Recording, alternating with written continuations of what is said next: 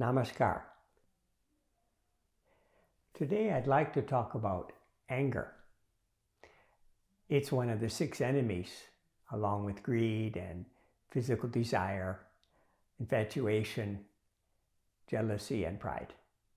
So what is the thing about anger which is important to remember is that it comes in different types.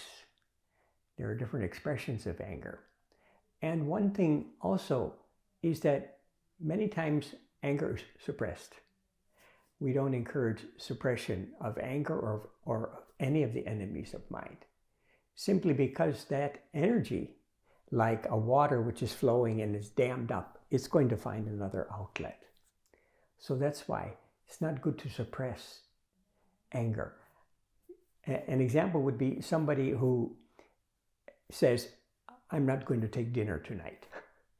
Now, depending on the tone of voice, that might indicate a suppressed anger. So what is the best solution to suppression is channelization.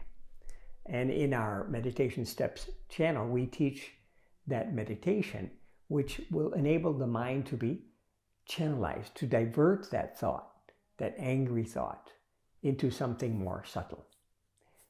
So this is one way. And also it's important to do asana. You know, anger is an expression of the 3rd chakra. It's called kashaya, or peevishness, anger, irritability. So when we balance the secretions of hormones from this chakra, and one of them is the anger hormone, the anger vritti, the anger propensity, we become more self-controlled. Different cultures have different views of anger. In India or Germany, to express anger is not wrong.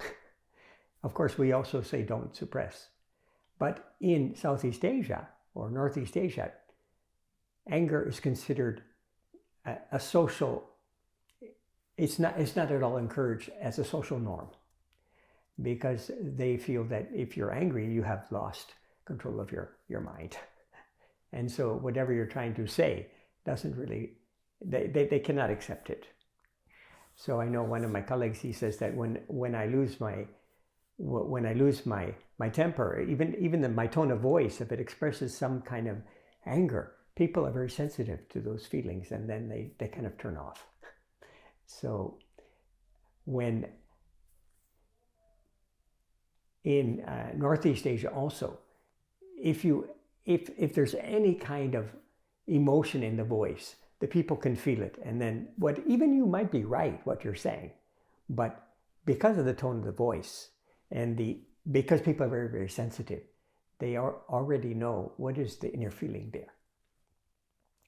So anger, when it's expressed, it can change the color of our face. So for the Caucasian person, the face becomes red. For a Negroid person, the face becomes violet. I used to work with someone who became angry frequently, and their whole their face would become purplish color. So anger is very harmful for our mind, of course, because we might even remember that. The waves of energy, they agitate the nervous system so much that we may even remember that anger at any moment, and this will detract from our meditation practice. So that's why Sadashiva, the founder of the Tantric tradition, said that anger is a great enemy. One time I was riding in the bus, and on the bus they have all these different stickers. And one of the stickers said, "Don't argue with a fool. People might not know the difference." So it's important to try our best to control this anger through the meditation, through the asanas, and our 12th shila, those 15 points, the 15 shilas for invincible character. The 12th one is even while dealing with a person of inimical, enemy type of nature, inimical nature, one must keep oneself free from hatred, anger, and vanity. You see, anger, vanity, they also come within the enemies of mind. And anger and hatred is one of the bondages of mind.